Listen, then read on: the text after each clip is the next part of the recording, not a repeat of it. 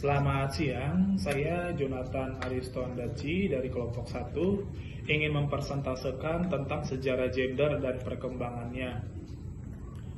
Kata gender itu berasal dari kata bahasa Inggris yaitu gender. Dengan istilah gender itu dapat dibedakan dari pengertian jenis kelamin. Istilah dari jenis kelamin itu pada dasarnya sangat biologis yang membedakan laki-laki dan perempuan. Antara laki-laki dan perempuan itu pada dasarnya memiliki perbedaan yang dapat kita tinjau dari dua macam konsep, yaitu yang pertama konsep biologis yang menekankan pada jenis kelamin dan konsep non-biologis yang lebih dikenal dengan konsep gender. Konsep gender itu melekat pada kaum laki-laki dan kaum perempuan, yang dimana untuk konstruksinya secara sosial maupun kultural. Misalkan pada perempuan itu dikenal lebih lemah lembut, cantik, emosional, atau keibuan. Sementara laki-laki dianggap kuat, rasional, jantan, dan perkasa. Perbedaan atas dasar konsep biologis ini lebih menunjukkan bahwa hal-hal yang berkaitan dengan fisiologis, terutama pada fungsi reproduksi. Sedangkan konsep gender lebih menekankan pada perbedaan atas dasar konstruksi. Keduanya diciptakan dalam derajat harkat martabat, walaupun memiliki bentuk dan fungsinya yang berbeda, tapi semua itu agar dengan keduanya saling melengkapi. Adapun ketimpangan gender atau gender differences itu telah menimbulkan berbagai ketidakadilan, baik bagi kaum laki-laki dan utamanya terhadap kaum perempuan. Pengaruh gender itu dalam struktur sosial dapat dilihat dalam budaya pada suatu masyarakat. Adapun bentuk-bentuk ketimpangan gender itu antara lain yang pertama kekerasan, beban ganda, subordinasi, marginalisasi, dan stereotipe. Adapun di sini bentuk perkembangan dari gender tersebut itu sudah sangat kelihatan dari perubahan sikap maupun tingkah laku, yang dimana misalkan nih yang menunjukkan perbedaan utama ialah terletak pada perilaku yang lebih agresif dari anak laki-laki. Identitas gender itu merupakan sebuah kesadaran yang berkembang sejak pada masa kanak-kanak, yang dimana bahwa seseorang anak laki-laki ataupun anak perempuan itu, anak laki-laki lebih cenderung agresif dibanding anak perempuan, sedangkan untuk anak perempuan lebih empatik dan suka menolong.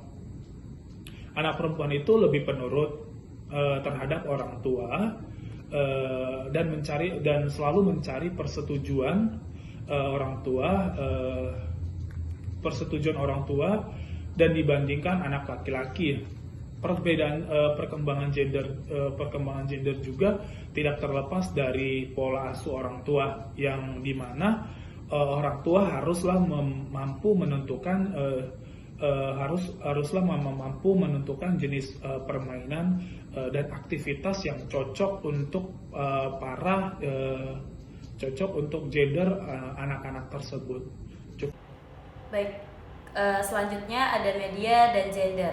Perempuan dan media adalah dua aspek yang tidak bisa dipisahkan satu dengan yang lainnya, karena hampir tidak ada satu jenis media manapun yang tidak mengangkat sosok perempuan hingga saat ini dalam pemberitaannya.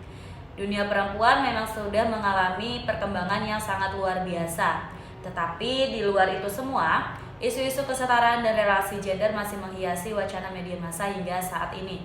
Berbagai wacana media massa masih menunjukkan bahwa keberadaan perempuan dalam media massa masih belum seperti yang mereka harapkan. Media yang sering disebut juga sebagai agen budaya memiliki pengaruh yang sangat besar terhadap masyarakat. Hal ini dapat terjadi karena konsumsi media massa di kalangan masyarakat memiliki jumlah dan intensitas yang cukup tinggi yang bisa menimbulkan interaksi antara media massa kepada masyarakat yang dapat menghasilkan dampak yang cukup signifikan. Media massa adalah salah satu instrumen yang turut mengambil andil yang cukup besar dalam membentuk konstruksi gender pada masyarakat. Media massa memiliki karakteristik dengan jangkauan atau penyebaran yang cukup luas sehingga dapat digunakan atau secara efektif dalam menyebarkan konstruksi gender kepada masyarakat. Namun saat halayak media massa dan industri media massa merasakan pengaruh dari perjuangan kesetaraan gender ini, wacana media massa menjadi melebar hingga ke pencitraan dan peran perempuan dalam berbagai sektor publik. Di bagian ini pula kita dapat melihat ketidaksetaraan dan keterpinggiran dalam realitas media massa dan realitas kehidupan berjalan secara bersamaan. Media massa merupakan salah satu suprastruktur yang memiliki kekuatan dalam menyebarluaskan pesan-pesan, memengaruhi dan merefleksi budaya pada masyarakat, hingga menumbuhkan ideologi gender pada masyarakat. Media massa menampilkan perempuan dalam gambaran sosok individu yang feminim yang secara tegas selalu dibanding-bandingkan oleh kaum laki-laki secara maskulin. Media massa dengan sudut pandangnya merekonstruksi realitas sosial stereotip gender dan menghadirkannya ke hadapan masyarakat atau audiens. Media massa memang secara jelas telah mengidentifikasi perempuan dalam posisi yang tidak diuntungkan. Media massa pula dalam pemberitaannya menunjukkan bahwa kaum perempuan belum memperoleh kesetaraannya dengan kaum laki-laki. Perempuan masih digambarkan sebagai sosok yang tidak memiliki otoritas atas dirinya sekalipun. Dan seringkali perempuan ini dijadikan objek bahan untuk dieksploitasi. Pemberitaan di media massa lebih didominasi dengan penggambaran kekuatan, kesuksesan, atau keberhasilan kaum laki-laki saja. Sehingga jika ada pemberitaan mengenai keberhasilan perempuan masih saja dipandang secara tidak lazim. Tetapi di dalam media massa gambaran perempuan tersebut tidak terjadi hanya pada media-media yang bersifat secara umum, tetapi pada media-media yang bergenre secara khusus perempuan sekalipun, perempuan masih digambarkan dari aspek-aspek demikian. Media massa merupakan salah satu maka dari itu media massa dapat dijadikan alat untuk pengembangan pola pikir yang lebih maju terhadap masyarakat. Tetapi oleh karena itu media massa sering sekali disebut sebagai pisau bermata dua karena memiliki dua sisi lain. Selain berdampak positif, melainkan juga media massa dapat melestarikan sebuah nilai kurang menguntungkan dari ideologi patriarki yang selama ini telah menampilkan perempuan di kehidupan sosial. Persoalan bias gender ini masih menjadi persoalan yang cukup serius karena dalam penerapannya telah melahirkan praktik-praktik ketidakadilan yang terjadi dalam berbagai bentuk seperti kekerasan seksual, proses pemiskinan ekonomi, atau kejadian atau praktik-praktik yang lainnya yang memang dipandang secara tidak menguntungkan. Selanjutnya untuk ketidakadilan gender ini akan diteruskan oleh rekan saya Melani, silakan. Baik, terima kasih. Saya akan menjelaskan tentang ketidakadilan gender dalam media. Ketidakadilan yang dialami perempuan merupakan salah satu jalan bagi media untuk bertindak fair, profesional, serta berimbang dalam memberitakan kasus-kasus yang melibatkan perempuan. Walaupun laki-laki tidak menutup kemungkinan menjadi korban ketidakadilan gender, tetapi perempuan masih tetap menduduki posisi tertinggi sebagai korban ketidakadilan gender. Media massa memang bukan yang melahirkan ketidaksetaraan gender, namun media massa dapat memperkokoh, dapat juga melestarikan, bahkan memperburuk ketidakadilan terhadap perempuan dalam masyarakat. Ketidakadilan gender dapat termanifestasikan dalam berbagai bentuk ketidakadilan. Yang pertama itu marginalisasi atau proses pemiskinan ekonomi. Hal tersebut merupakan ketidakadilan perempuan dalam media terjadi ketika isu-isu yang berkaitan dengan kesetaraan gender dan kepentingan perempuan tidak diberikan perhatian yang memadai dalam pemberitaan media. Yang kedua itu subordinasi ketidakadilan perempuan dalam media terjadi ketika perempuan dipresentasikan secara negatif atau tidak profesional dalam media. Nah, dalam hal ini terjadi ketika perempuan dianggap sebagai kelompok yang kurang berkuasa dan kurang berpengaruh lah dalam masyarakat. Contohnya itu, kadang-kadang kan iklan atau sitkom perempuan sering dipresentasikan sebagai objek seksual atau visual aja.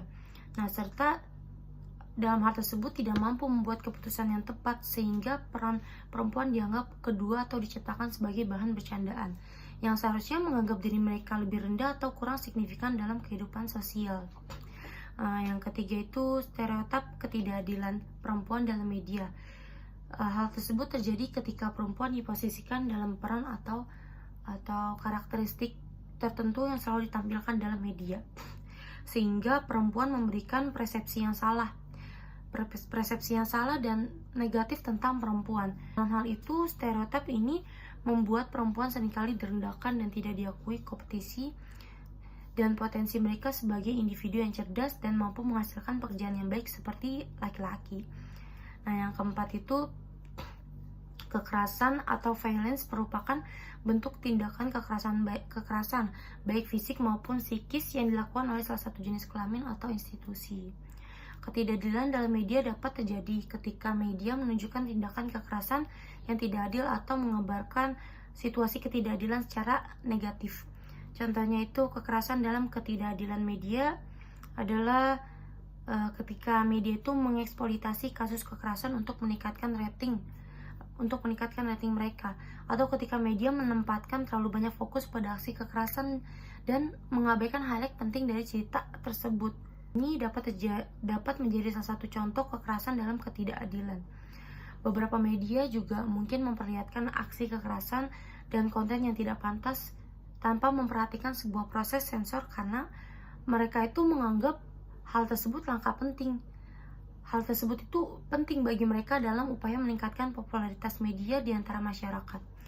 Nah, oleh sebab itu penting bagi media untuk memperhatikan setiap detail dari cerita yang mereka beritakan dan menjaga aspek keadilan dan kebenaran dalam melaksanakan tugas mereka. Yang kelima itu beban ganda. Beban ganda yang menempatkan perempuan memiliki tugas dan tanggung jawab berat.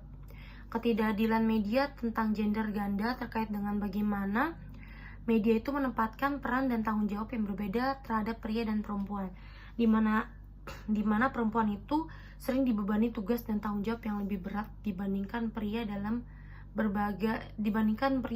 berbagai situasi. Contohnya itu, ketidakadilan media tentang gender ganda itu adalah seringnya iklan atau program TV yang menampilkan perempuan dalam peran domestik yang stereotip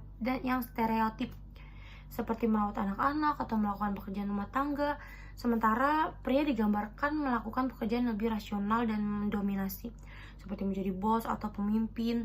Nah, dalam hal ini berkontribusi pada pertentangan sosial dan menekankan perempuan bahwa mereka memiliki tanggung jawab besar dalam mempertahankan keharmonisan keluarga. Nah, dalam hal ini media massa memang bukan yang melahirkan ketidaksetaraan gender, namun media massa dapat memperkokoh, melestarikan bahkan memperburuk ketidakadilan terhadap perempuan dalam masyarakat.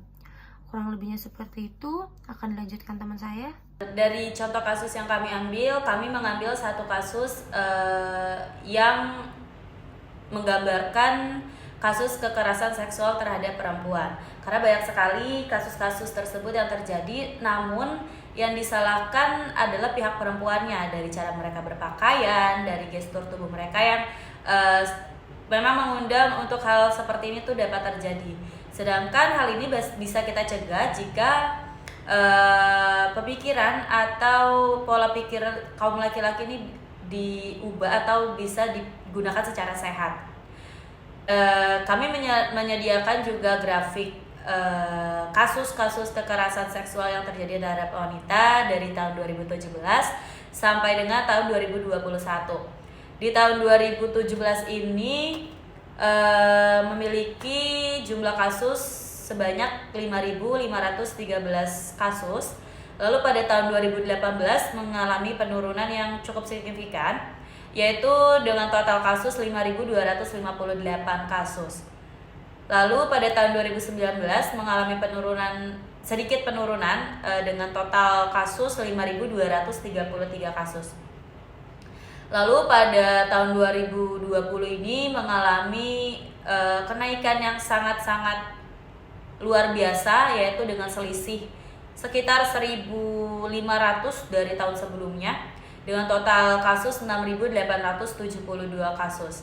Lalu pada tahun 2021 kembali mengalami penurunan dengan total kasus 5.905 kasus. Demikian presentasi dari kelompok kami. Atas waktu dan perhatiannya kami ucapkan terima kasih. Assalamualaikum warahmatullahi wabarakatuh.